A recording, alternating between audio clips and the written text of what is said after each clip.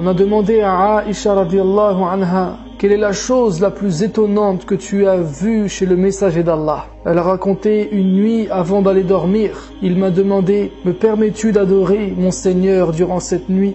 Et je lui ai répondu « J'aime ta compagnie, mais j'aime ce qui te plaît, alors vas-y. » Et il s'est mis à prier.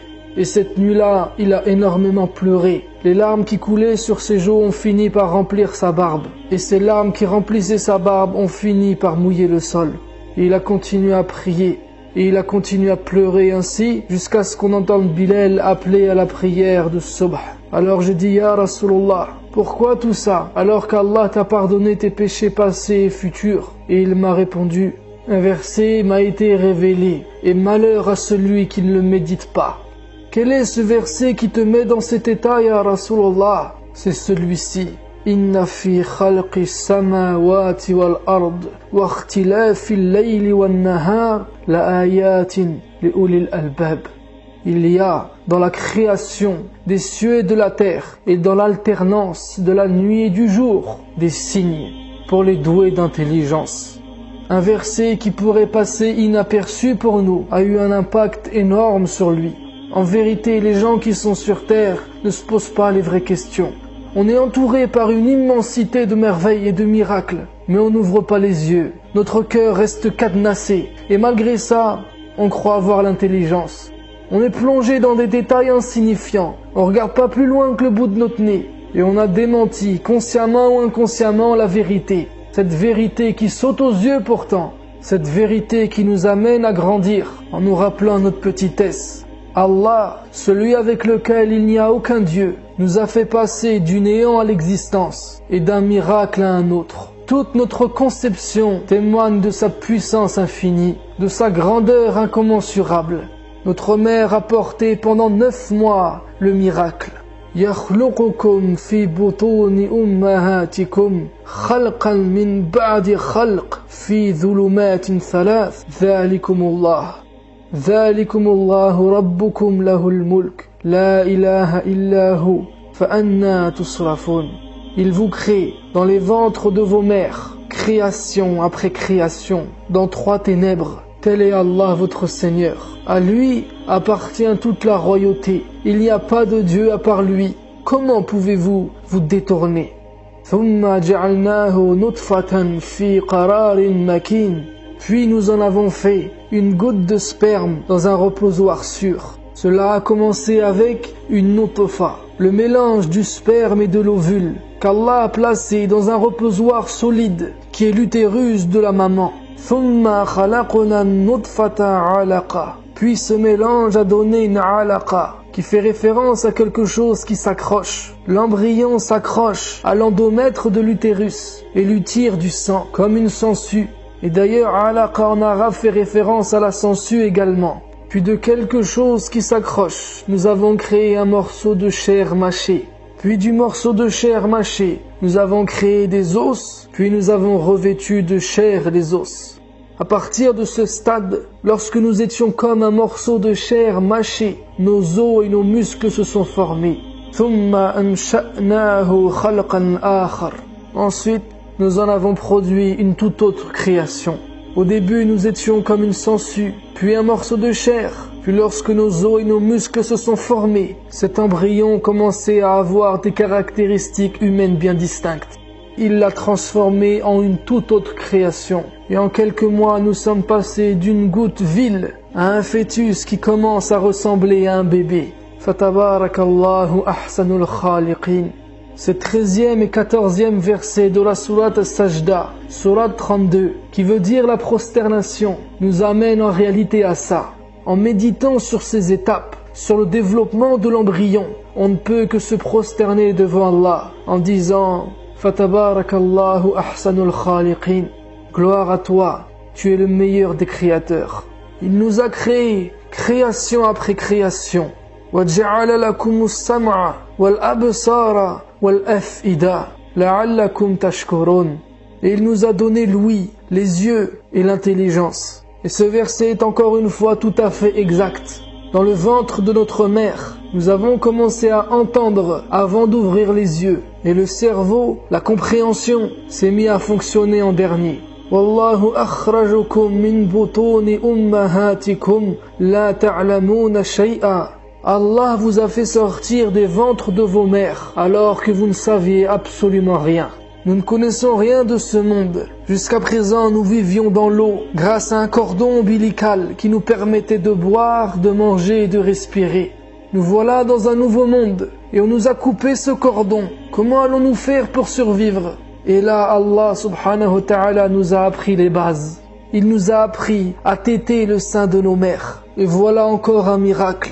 Car lorsque le bébé pose ses lèvres sur les seins de sa mère pour téter, il se produit une réaction qui emprunte un trajet nerveux jusqu'au cerveau de la mère. Et tout un système va se déclencher de manière à ce que la prolactine, qui est une hormone génératrice de lait, va emprunter une voie sanguine, redescendre au niveau de la poitrine pour faire entrer en fonction des cellules sécrétrices de lait et produire ce lait qui est une source de croissance pour ce bébé. Un lait qu'aucun lait artificiel ne peut égaler. Car en plus de contenir tous les éléments nutritifs dont ce bébé a besoin, il contient des anticorps. Est-ce la mère qui a donné ce lait? Un lait qui est frais pendant l'été et tiède pendant l'hiver?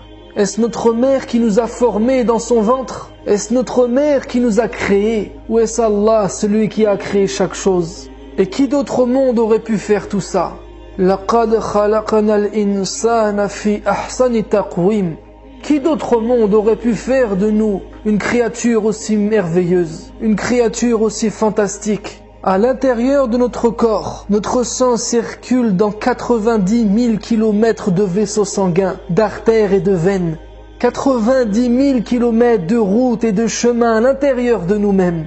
Cette distance représente 2 fois le tour de la Terre et il resterait encore 10 000 kilomètres à parcourir. Notre création est bien plus merveilleuse qu'une simple machine, car en plus de tous ces mécanismes qui fonctionnent à l'intérieur de nous, cet appareil digestif, ce système immunitaire qui est là pour nous protéger, ce système nerveux incroyable, nous avons une conscience, une intelligence, une vie. Allah a fait de nous un être vivant, libre et non pas une machine téléguidée. Allah a placé en nous 50 000 milliards de cellules. Chacune de ces cellules qui composent nos organes a une fonction particulière à assurer. À elle seule, elle est comme une usine. Et ces milliers de milliards de cellules sont à notre service pour que nous vivions une vie qui vaut la peine d'être vécue. À qui obéissent toutes ces cellules? À Allah. Pourtant, le possesseur de ce corps ne veut pas lui obéir. Toutes ces cellules reconnaissent La ilaha illallah, qu'il n'y a de Dieu que lui. Mais pourtant le possesseur de ce corps ne veut pas croire en lui. Comme l'être humain est complexe et étonnant, il a oublié d'où il vient. Il s'est tellement gonflé d'orgueil. Pourtant Allah nous dit La khalqu samawati wal ardi akbaru min khalqin nas. La création des cieux et de la terre est quelque chose de beaucoup plus grand que la création des gens. Pourtant, la plupart des gens ne le savent pas, ne le réalisent pas combien ils sont minuscules, combien ils sont petits, combien ils sont insignifiants. C'est pour ça qu'Allah nous demande d'apprendre, car on doit savoir. Si on ne sait pas, on vivra dans les ténèbres, dans la bassesse. Al-ilm, la science, c'est pour nous faire sortir de ces ténèbres à la lumière. Regarde, tu vois le soleil, il a l'air assez proche, pourtant il est à 150 millions de kilomètres de toi. Tu le vois, il n'a pas l'air si grand, pourtant il pourrait contenir 1 300 000 terres. Tu crois que c'est énorme ça? C'est rien du tout. Il y a une étoile qui est 5 millions fois plus grand que le soleil. Tu crois que c'est grand ça? Wallahi, c'est rien du tout. Il y a une étoile qui est 1 milliard fois plus grand que le soleil. Et c'est la plus grande étoile qui n'a jamais été observée par l'être humain. La création d'Allah est énorme. Le système solaire fait plus de 9 milliards de kilomètres. Il faut à la lumière qui se déplace à une vitesse de 300 000 kilomètres par seconde, 8h30 pour le traverser. Tu crois que ce système solaire est grand? Sache qu'il ne représente qu'un grain de sable dans notre galaxie qu'est la Voie lactée. Cette galaxie qui renferme 100 trillions d'étoiles. Tu crois que c'est énorme ça? Sache que c'est rien comparé à ce que l'être humain a pu observer. Car après toutes ces recherches, l'homme a pu dénombrer 2 trillions de galaxies. Tu crois que c'est énorme ça? Eh bien sache que ce n'est que l'univers observable. L'univers que nous avons pu observer du haut de nos 1,70 m. La création est encore plus énorme que cela. Et Allah dit « Kulla yawmin huwa fi sha'n » Chaque jour, il accomplit une œuvre nouvelle.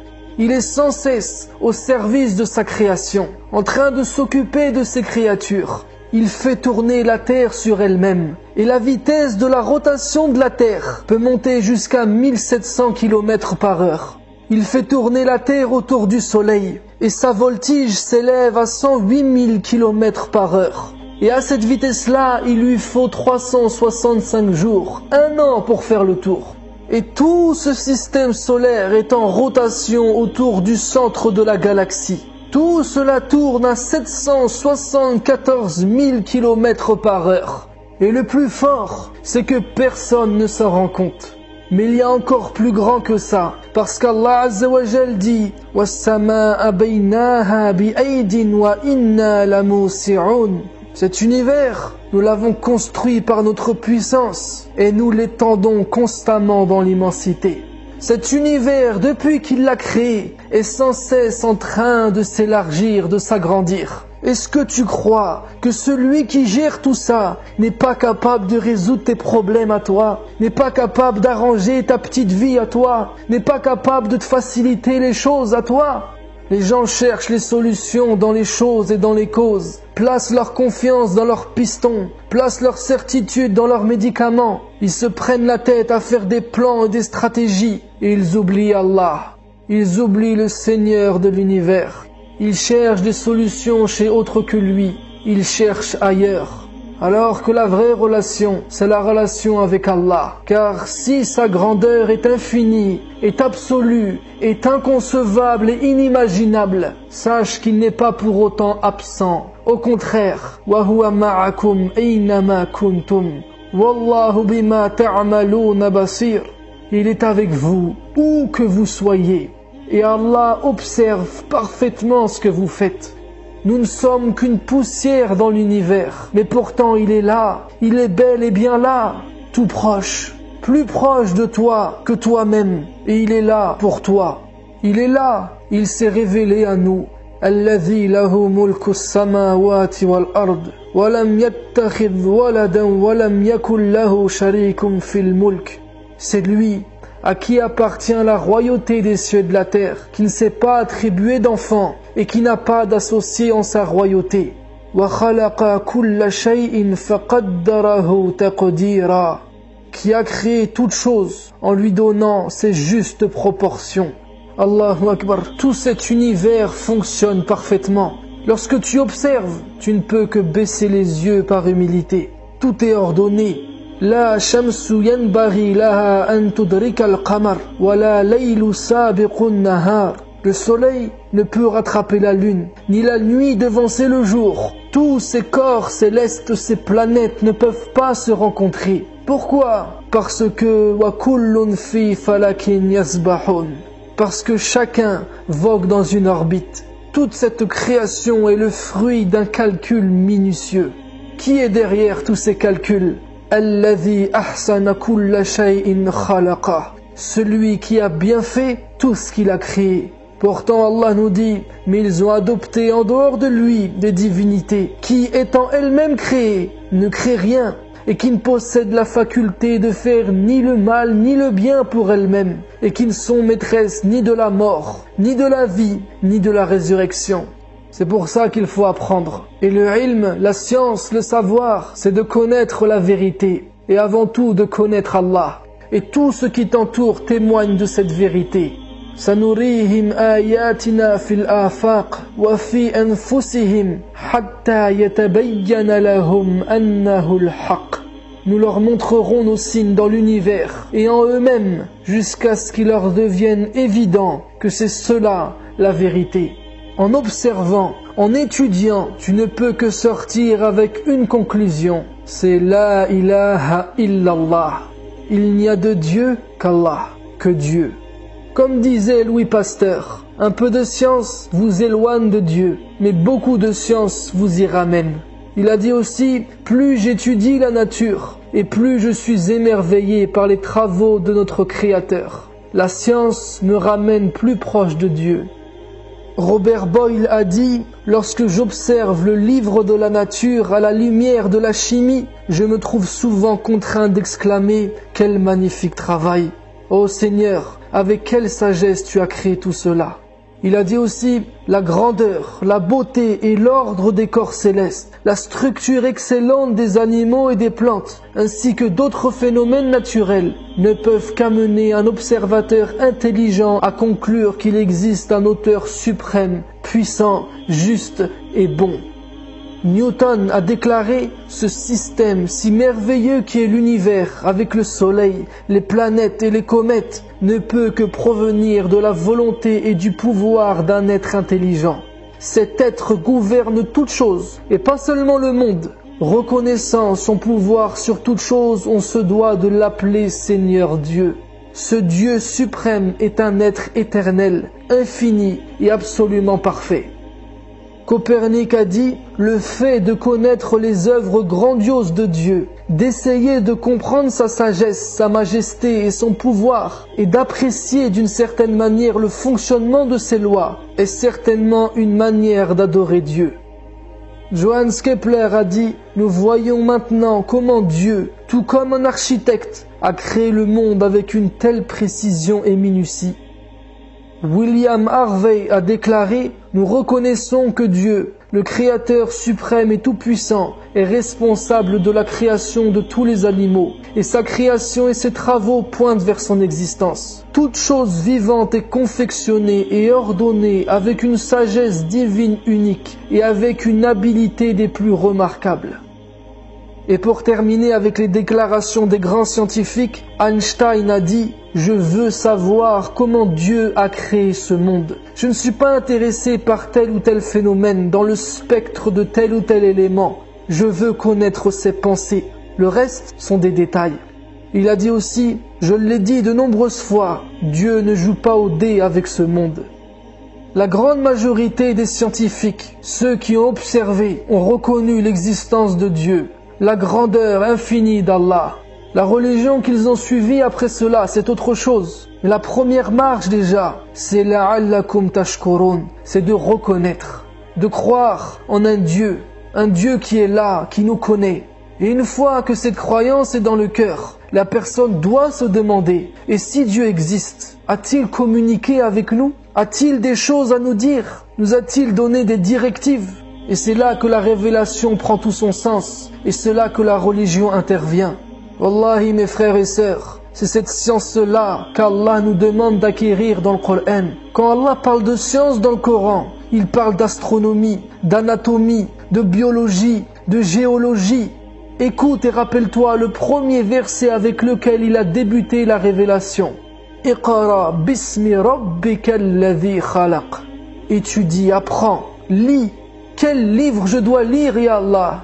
Au nom de ton Seigneur qui a créé. Tu dois lire le livre de la création. Et cette étude et cet apprentissage doit être au nom du Créateur. Donc une science qui doit t'élever. Pas prendre des broutilles, des détails, des choses qui sont insignifiantes, bêtes et stupides, qui sont basses. Non, le Créateur est plus grand et plus haut que tout ça. Et toi, tu dois apprendre pour lui. Et tu dois diriger ta science vers lui. Khalaqal insana min alaq. Regarde, la première science dont Allah fait référence, c'est quoi? La science de l'embryologie. Il a créé l'être humain d'une adhérence, d'une chose qui s'accroche. Allez, vas-y maintenant, approfondis le sujet. Et là, tu vas rentrer dans des océans de sagesse. Et tu sais à quoi toute cette science doit t'amener? Eh bien, au dernier verset de cette première sourate qui a été révélée. La tuti'ahu wasjud waqtarib. N'obéis pas, ne suis pas, ne te laisse pas manipuler par ces gens qui n'ont ni foi ni loi, mais prosterne-toi et rapproche-toi. Voilà la conclusion. Tu dois apprendre, et cette science va t'amener tout naturellement à te prosterner devant lui, devant sa grandeur. Et se soumettre devant Allah, c'est se libérer, c'est sortir des ténèbres, c'est se distinguer de la masse, c'est s'élever dans tous les domaines. Qul ud'u Allah, invoque Allah, aw ud'u ar-Rahman, ou appelle-le le tout miséricordieux. Ayyamma tad'u falahu al-asma'ul husna. Appelez-le avec n'importe quel nom, il possède les plus beaux noms. وقل الحمد لله الذي لم يتخذ ولدا ولم يكن له شريك في الملك. Et sois reconnaissant envers Allah, qui ne s'est pas attribué d'enfant et qui n'a pas d'associé dans la royauté. ولم يكن له ولي من الذل. Celui qui n'a pas besoin de protecteur contre l'humiliation. وكبره تكبيرا. Et grandis-le grandement. Que ton cœur et ton âme proclament hautement sa grandeur. Et la conclusion de cet audio, c'est ça. Allahu Akbar. Cette phrase ne fait pas l'apologie au terrorisme. Il n'y a pas plus vrai que cette phrase. C'est un appel à reconnaître la vérité, à reconnaître l'évidence, parce que vraiment, Allah, Dieu, est le plus grand. Sur ce, je te dis à la prochaine vidéo, Inch'Allah.